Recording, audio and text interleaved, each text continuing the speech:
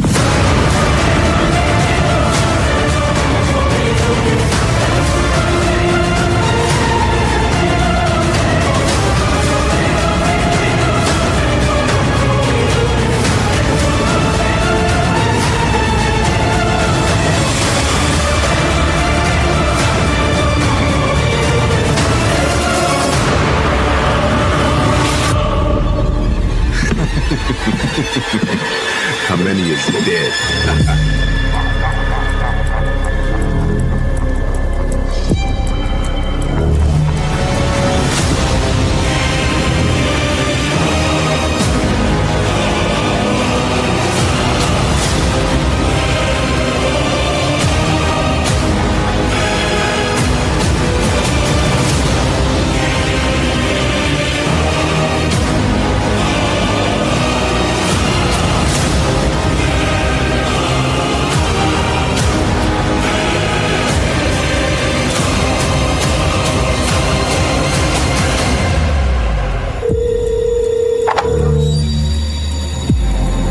Khamenei is back.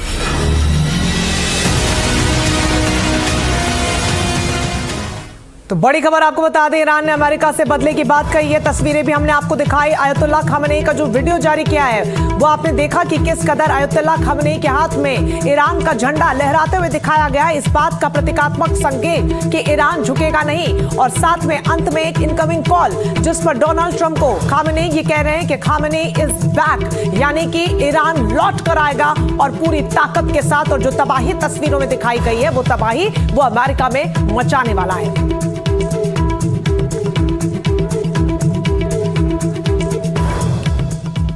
तो Israel और America के हमले का ईरान लगातार जवाब दे रहा है। इजराइल के कई शहर ईरान पर निशाने पर हैं। हाइफा में ईरान लगातार हमले का दावा कर रहा है। एनडीटीवी की टीम हाइफा पोर्ट पर पहुंची। आपको एक्सक्लूसिव रिपोर्ट वहां से दिखाते हैं।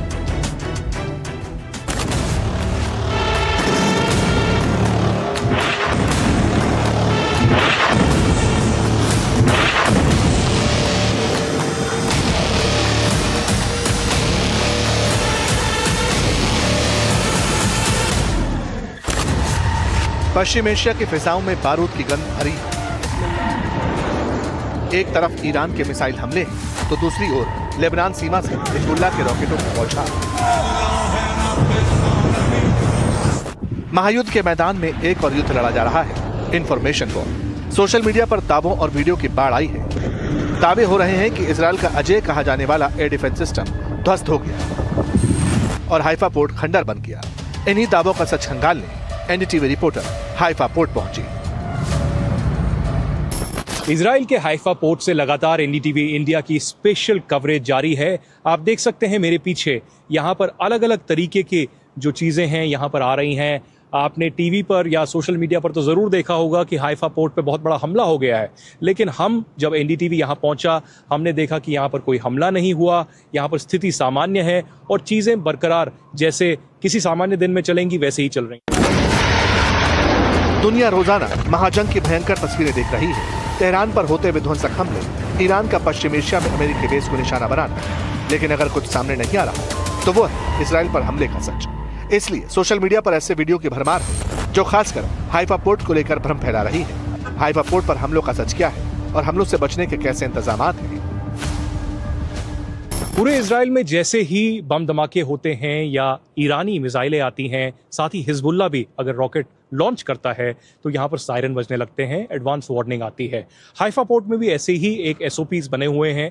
जैसे ही यहाँ पर सायरन आते हैं, हिजबुल्ला की तरफ से तो स्मॉल छोटे रॉकेट्स आते हैं, लेकिन ईरान की तरफ से भी अगर बड़े मिसाइल दागे जाएं और ऐसा व्यतीत हो कि हाइफा को टारगेट किया जा रहा है, तो यहाँ पर भी बॉम्ब शेल्टर्स ऐसे ही यहाँ के कर्मचारियों के लिए बनाए गए हैं। आप देख सकते हैं मेरे पीछे एक ऐसा ही छोटा एक बॉम्ब शेल्टर्स है। यहाँ पर आके आप अंदर देखिए, पूरा कंक्रीट से बना हुआ है और ये यहाँ पर इसमें छोटा सा दरवाज़ा दिया गया है, बहुत जो है भारी है। और ये है एक छोटा सा कंटेनर जहाँ पर ये बॉम्ब शेल्टर है। यहाँ पर करीबन 10 से 20-25 लोग आराम से यहाँ पर वेट कर सकते हैं, सेफ्टी के लिए यहाँ पर रुक सकते हैं। जैसे ही यहाँ पर कोई सायरन बजे या ऐसा व्यतीत हो कि हिजबुल्ला या ईरान की तरफ से जो है रॉकेट या मिसाइल दागे जा रहे हैं, तो ये एक बड़ा सेफ्टी के लिए एक मेजर यहाँ पर बनाया गया है। अभी तक जब भी यहाँ पर मिसाइलें दागी गई, कल रात को भी आपने 100 से ज़्यादा मिसाइलें यहाँ पर देखी, लेकिन चाहे वो नेवी की बात करें इजराइल में या फिर एयरफोर्स या आर्मी, पूरी तरीके से मुस्तैद है। सुपर पावर अमेरिका के हमलों के बावजूद ईरान झुकने को तैयार है। इसराइल पर लगातार बैलिस्टिक मिसाइलें, ड्रोन दागे जा रहे हैं, तो क्या हाइफा पोर्ट भी टारगेट बना है? हमारी गतिविधियां सारी यहाँ पर नॉर्मल तरीके से चल रही हैं। कोई भी इसमें हमने डिसरप्शन नहीं देखा है। हमें किसी भी तरह की कोई डैमेज नहीं हुआ है पोर्ट को, और किसी भी हमारे कर्मचारी को कोई भी इस इंजरी या और कोई तकलीफ नहीं हुई है। हमारा पोर्ट पूरे समय से ऑपरेशनली नॉर्मल चल रहा है और हम आशा करते हैं कि आने वाले दिनों में भी हम ऐसे ही चलते रहेंगे। हाइफा पोर्ट पर 700 से ज्यादा लोग काम करते हैं। अब सवाल था कि अगर ईरान की तरफ से हमला होता है तो हाइफा पोर्ट कैसे किले में तब्दील हो जाता है? हमले की हालत में कैसे लोगों को सुरक्षित किया जाता है? एसओपीज जो नॉर्मली इजराइल में होती है, होम फ्रंट कमांड है एक, वो एक वार्निंग इशू करता है, वो आपके ऐप पर आता है और लोग इमीडिएटली बॉम्ब शेल्टर्स में भागते हैं। आपके पास 6 से 7 मिनट का टाइम होता है। यहाँ पर हाइफा में क्या एसओपी है? हाइफा पोर्ट में खासकर आपके वर्कर्स जो है 100 की तादाद में यहाँ पर होंगे, अलग अलग जगह पे होंगे। उनकी मुस्तैदी के लिए, उनकी सेफ्टी के लिए आपने क्या ऐसे एसओपीज रखे हैं? क्या सायरन्स यहाँ बजते हैं? क्या बॉम्ब शेल्टर्स में उनको रखा जाता है? जी आदित्य जी, हाइफा पोर्ट में हमारे करीब 700 कर्मचारी हैं। इन 700 कर्मचारी के अलावा अगर आप देखेंगे तो हमारे पोर्ट में कार्गो ऑपरेशन की वजह से किसी भी समय 200 से 250 लोग बाहर से आते हैं। कुछ ट्रक ड्राइवर्स होते हैं, कुछ बाहर कुछ सुपरवाइजर्स होते हैं। किसी भी समय में यहाँ पे 700 से 1000 लोग के बीच की तादाद में पोर्ट के अंदर रहते हैं। हमारा हाइफा पोर्ट में हमने शुरू से ही काफ़ी फोकस रखा है कि सारे जो हमारे कर्मचारी हैं, सारे विजिटर्स हैं, वो ट्रेंड रहें कि ऐसे इमरजेंसी सिचुएशन में उन्होंने कैसे रिएक्ट करना है। जैसा आपने कहा, इज़राइल में हम सब के पास एक ऐप है। इस ऐप में हमें एडवांस में हमें वार्निंग मिलती है अगर इन्होंने कोई मिसाइल डिटेक्ट किया है जो हमारी तरफ आ रहा है। इसके अलावा अब आप पीछे देखेंगे हमारे यहाँ पर एक सायरन है और हर एक बिल्डिंग में दूर दूर तक आप देखेंगे हमारे सायरन है। इसके अलावा हर एक बिल्डिंग में यहाँ पर एक शेल्टर है, एक बंकर बना हुआ है। ये बाय लॉ है। खतरा सिर्फ ईरानी मिसाइलों और ड्रोन्स का ही नहीं है। लेबनान से हिजबुल्लाह के लड़ाके लगातार ईरान पर रॉकेट दाग रहे हैं। चंद घंटे पहले इजराइल पर जोरदार हमला हुआ, तब हाइफा पर कैसी सिचुएशन?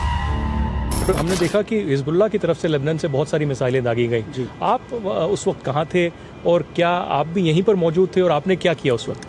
जी मैं बिल्कुल इस पोर्ट में ही मौजूद था। कल शाम की करीब 6 बजे की बात है ये।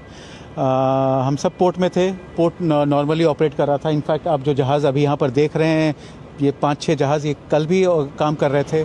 हम नॉर्मल तरीके से काम कर रहे थे। हमारा जैसा मैंने अभी डिस्क्राइब किया था वैसे ही हमारे अलार्म बजे थे।